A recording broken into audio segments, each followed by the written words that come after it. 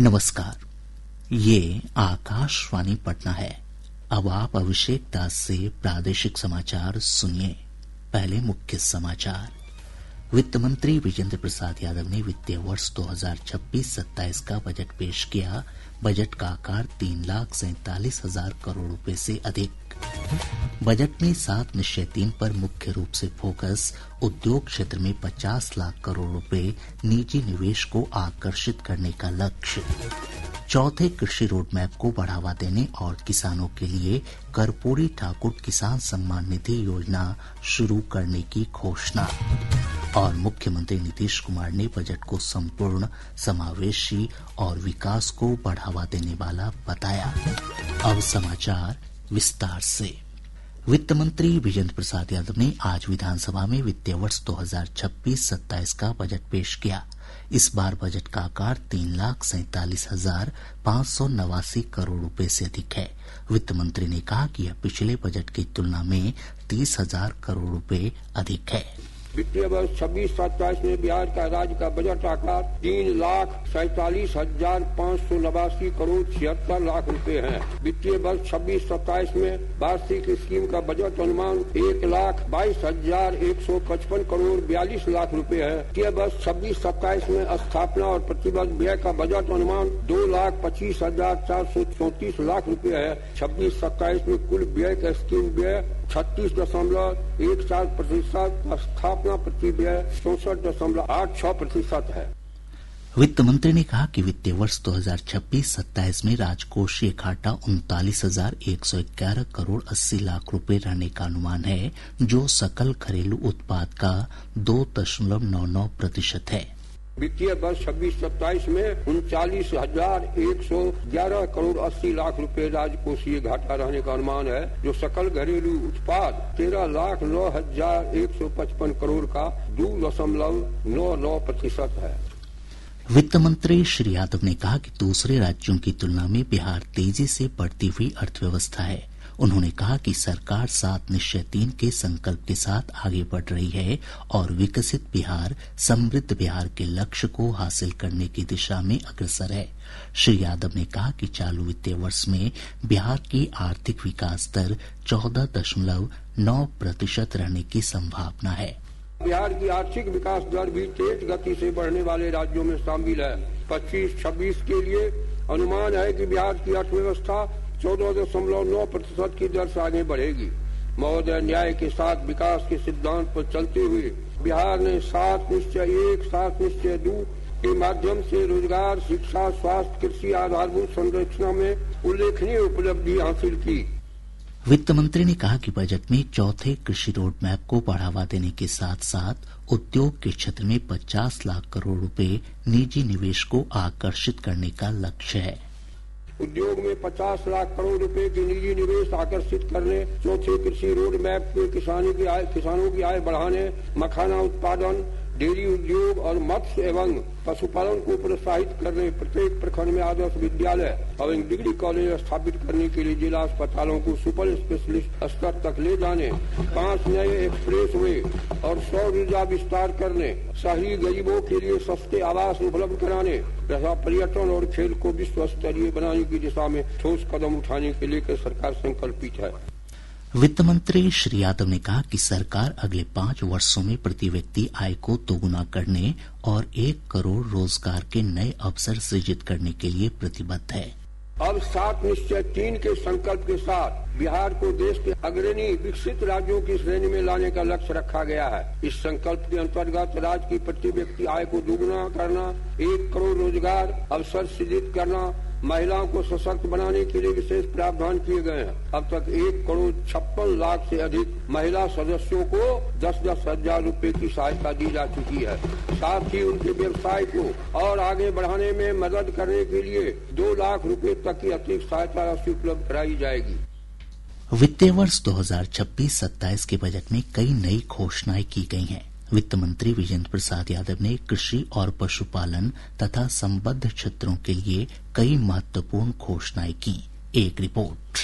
Budget में प्रधानमंत्री किसान सम्मान निधि योजना की तर्ज पर कर्पूरी ठाकुर किसान सम्मान निधि योजना शुरू करने की घोषणा की गई है। इसके तहत किसानों को सालाना 3,000 रूपए की सहायता प्रदान की जाएगी। वहीं बिहार एग्री इंफ्रास्ट्रक्चर मिशन शुरू किया जाएगा। इसके तहत cold storage, warehouse, grading unit और प्रोसेसिंग यूनिट बनाने के लिए 1 लाख रूपए का प्रारंभिक निवेश होगा। इसी तरह राज्य को एग्री स्टार्टअप हब बनाने के उद्देश्य से बिहार कृषि एक्सीलरेशन मिशन, डिजिटल कृषि निदेशालय तथा AI आधारित कृषि मशीनीकरण मिशन शुरू करने की घोषणा की गई है। बिहार जल सुरक्षा और सिंचाई आधुनिकीकरण परियोजना की शुरुआत की भी बजट में घोषणा की गई है। बजट में हर गांव में दुग्ध उत्पादन समिति, हर पंचायत में सुधा बिक्री केंद्र और मेगा मिल्क चिलिंग सेंटर की स्थापना की जाएगी। इसके अलावा पोल्ट्री रिसर्च और ट्रेनिंग के लिए सेंटर ऑफ एक्सीलेंस और बकरी तथा सुअर विकास योजना के तहत नए अनुसंधान और प्रशिक्षण संस्थान की स्थापना की भी घोषणा की गई है। समाचार कक्ष से कामिनी ठाकुर। स्वास्थ्य क्षेत्र में भी बजट में कई महत्वपूर्ण घोषणाएं की गई हैं। जिला अस्पतालों को सुपर स्पेशलिटी अस्पताल के रूप में विकसित किया जाएगा। घर बैठे बुजुर्गों को स्वास्थ्य सुविधाएं उपलब्ध कराई जाएंगी। बजट में हर प्रखंड में आदर्श विद्यालय और हर जिले में नए डिग्री कॉलेज की स्थापना का प्रस्ताव है। इसके अलावा शहरी गरीबों के लिए सस्ते आवास की नई योजना की भी बजट में घोषणा की गई है। बजट में 5 नई एक्सप्रेस वे बनाने और सभी सिंगल लेन सड़कों के दोहरीकरण का प्रस्ताव रखा गया है। वित्तीय वर्ष 2026-27 के बजट में सबसे अधिक बजटीय आवंटन शिक्षा विभाग के लिए किया गया है। एक रिपोर्ट। बजट में शिक्षा और उच्च शिक्षा विभाग के लिए 68,216.95 करोड़ रुपए आवंटित किए गए हैं। शिक्षा विभाग के बाद सबसे अधिक राशि स्वास्थ्य और ग्रामीण विकास विभाग को आवंटित की गई है। दोनों विभागों को अलग अलग 23,701 करोड़ रुपए आवंटित किए गए हैं। वहीं गृह विभाग को 20,132 और ऊर्जा विभाग को 18,737 करोड़ रुपए आवंटित हुए हैं। इसी तरह अनुसूचित जाति और जनजाति विभाग के लिए 21,251 करोड़ और समाज कल्याण विभाग को 13,202 करोड़ रुपए का आवंटन किया गया है। इसके अलावा ग्रामीण और शहरी क्षेत्रों में सड़क निर्माण के लिए 18,716.97 करोड़ रुपए का आवंटन हुआ है। समाचार कक्ष से सत्यम कुमार। विधानसभा में बजट पेश किए जाने के बाद वित्त विभाग के अपर मुख्य सचिव आनंद किशोर ने कहा कि बजट में मुख्य रूप से औद्योगिकीकरण पर जोर दिया गया है। पटना में संवाददाताओं से बातचीत में उन्होंने कहा कि 7 निश्चय 3 के तहत सरकार न्याय के साथ विकास और सबका साथ सबका विकास की दिशा में लगातार आगे बढ़ रही है। अन्य प्रक्षेत्रों के साथ साथ औद्योगिकीकरण इस बार का प्रमुख एजेंडे में से सम्मिलित है। इसके साथ साथ शहरी क्षेत्रों का विस्तार, सुलभ संपर्कता, पर्यटन और इको टूरिज्म, चतुर्थ कृषि रोड मैप और उसके साथ साथ स्वास्थ्य और शिक्षा, इन सभी क्षेत्रों में भी पर्याप्त प्रावधान बजट में किया गया है ताकि राज्य सरकार की महत्वपूर्ण और महत्वाकांक्षी योजनाओं के लिए किसी भी प्रकार की धन की कमी नहीं हो। इस प्रकार राज्य सरकार सबका साथ सबके विकास, न्याय के साथ विकास के संकल्प पर पूरी तरह से कृतज्ञ है और महिला रोजगार के लिए भी विशेष रूप से इस बार अलग से प्रावधान किया गया है। प्रादेशिक समाचार आप आकाशवाणी पटना से सुन रहे हैं। ताजा समाचारों के लिए आप हमारे एक्स हैंडल AIRnews_पटना पर जा सकते हैं। मुख्यमंत्री नीतीश कुमार ने बजट की सराहना करते हुए इसे संपूर्ण, समावेशी और विकास को बढ़ावा देने वाला बताया। सोशल मीडिया पोस्ट में उन्होंने कहा कि इसमें किसानों, उद्यमियों, युवाओं और महिलाओं समेत समाज के सभी वर्ग के लोगों का ख्याल रखा गया है। उप मुख्यमंत्री सम्राट चौधरी ने कहा कि यह बजट समावेशी है और सुशासन से समृद्धि की ओर ले जाने वाला है। उप मुख्यमंत्री विजय कुमार सिन्हा ने कहा कि बजट हर बिहारी को आत्मनिर्भर बनाने के संकल्प से प्रेरित है। बिहार के वित्त मंत्री माननीय भूपेंद्र यादव जी ने बिहार के बजट सुशासन से समृद्धि की ओर ले जाने का, विकसित बिहार बनाने का, हर बिहारियों को आत्मनिर्भर बनाने का जो संकल्प लिया है उसकी झलक स्पष्ट दिखाई पड़ रही है। उद्योग मंत्री दिलीप जायसवाल ने कहा कि बजट विकसित बिहार के सपने को पूरा करने वाला है। आज का बजट बहुत ही अद्भुत है। विकसित बिहार के सपना को पूरा करने वाला बजट है और बजट की जो सबसे खूबसूरती है वो है समाज की आधी आबादी और महिला का आर्थिक रूप से स्वावलंबन करना। जो भी हमारा इंफ्रास्ट्रक्चर है, स्वास्थ्य में, शिक्षा में, तो इंफ्रास्ट्रक्चर पर काफी जोर दिया गया है। जदयू के वरिष्ठ नेता और संसदीय कार्य मंत्री विजय कुमार चौधरी ने कहा कि यह एक संतुलित बजट है और इससे बिहार के विकास को नई रफ्तार मिलेगी।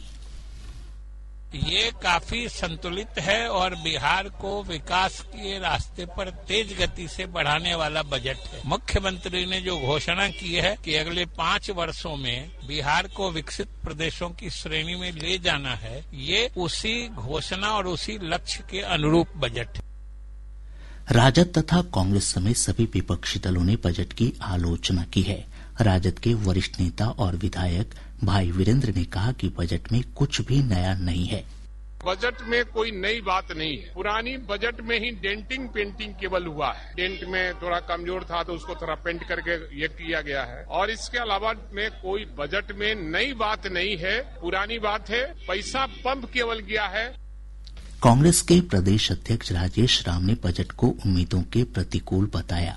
वामपंथी दलों ने भी बजट की आलोचना की है। आज बजट सत्र के दूसरे दिन विधानसभा में नीट छात्रा की संदिग्ध परिस्थितियों में हुई मौत का मामला उठा। भाकपा माले विधायक अरुण सिंह ने इस मुद्दे को लेकर कार्यस्थगन प्रस्ताव दिया। विधानसभा अध्यक्ष प्रेम कुमार ने इस प्रस्ताव को अस्वीकार करते हुए कहा कि अभी इस मामले की जांच चल रही है। इधर विधानसभा में बजट पेश होने के बाद राज्यपाल के अभिभाषण पर धन्यवाद प्रस्ताव पर चर्चा की शुरुआत हुई। मोकामा से जदयू विधायक अनंत सिंह ने आज विधानसभा सदस्य के रूप में शपथ ली। पटना व्यवहार न्यायालय ने उन्हें कल शपथ ग्रहण की अनुमति दी थी। न्यायालय ने उन्हें अभी किसी अन्य गतिविधि में हिस्सा लेने की अनुमति नहीं दी है। अनंत सिंह शपथ लेने के बाद पुनः बेऊर जेल भेज दिए गए हैं। विधानमंडल के बजट सत्र को लेकर आज पटना में महागठबंधन विधायक दल की बैठक हुई। बैठक में राजद और कांग्रेस समेत वाम दलों के विधायक शामिल हुए। बैठक में सत्र के दौरान जनहित के मुद्दों को मुखरता के साथ उठाने पर विचार विमर्श किया गया। मौसम विभाग ने आज राज्य के दक्षिण पश्चिम हिस्सों में कुछ स्थानों पर हल्की बारिश की संभावना जताई है। विभाग ने कहा कि अगले 3 दिनों के दौरान अधिकतम और न्यूनतम तापमान में 2 से 3 डिग्री सेल्सियस तक की गिरावट आ सकती है। कल सुबह राज्य के उत्तरी और दक्षिण पश्चिम भागों में कुछ स्थानों पर घना कुहासा छाया रहेगा। अगले 24 घंटों के दौरान प्रदेश के दक्षिण पश्चिम भाग के जिलों के 1 या 2 स्थानों में हल्की वर्षा होने की संभावना है। 4 फरवरी 2026 राज्य के उत्तरी एवं दक्षिण पश्चिम भाग के जिलों के 1 या 2 स्थानों में सुबह के समय घने स्तर का कोहरा छाये रहने की संभावना है, जबकि शेष भागों में हल्के से मध्यम स्तर का कोहरा सुबह के समय छाये रहने की संभावना है। आज शब-ए बारात है। इस्लामी कैलेंडर के 8वें महीने शाबान की 15 तारीख को शब-ए बारात का पर्व मनाया जाता है। इस मौके पर लोग विशेष इबादत करते हैं और पूर्वजों के लिए दुआएं करते हैं। इस अवसर पर मस्जिदों, दरगाहों और कब्रिस्तानों पर प्रकाश की विशेष व्यवस्था की गई है। कल शाबान का रोजा भी रखा जाएगा। शब-ए बारात पर राज्यपाल आरिफ मोहम्मद खां और मुख्यमंत्री नीतीश कुमार ने शुभकामनाएं दी हैं। और अब अंत में मुख्य समाचार एक बार फिर। वित्त मंत्री विजेंद्र प्रसाद यादव ने वित्तीय वर्ष 2026-27 का बजट पेश किया। बजट का आकार 3,47,000 करोड़ रुपए से अधिक। बजट में 7 निश्चय 3 पर मुख्य रूप से फोकस। उद्योग क्षेत्र में 50 लाख करोड़ रुपए निजी निवेश को आकर्षित करने का लक्ष्य। चौथे कृषि रोड मैप को बढ़ावा देने और किसानों के लिए कर्पूरी ठाकुर किसान सम्मान निधि योजना शुरू करने की घोषणा। और मुख्यमंत्री नीतीश कुमार ने बजट को संपूर्ण, समावेशी और विकास को बढ़ावा देने वाला बताया। इसके साथ ही आकाशवाणी पटना से प्रसारित प्रादेशिक समाचार का ये अंक समाप्त हुआ। आकाशवाणी पटना से अगला समाचार बुलेटिन प्रातः 8:48 से प्रसारित किया जाएगा। नमस्कार।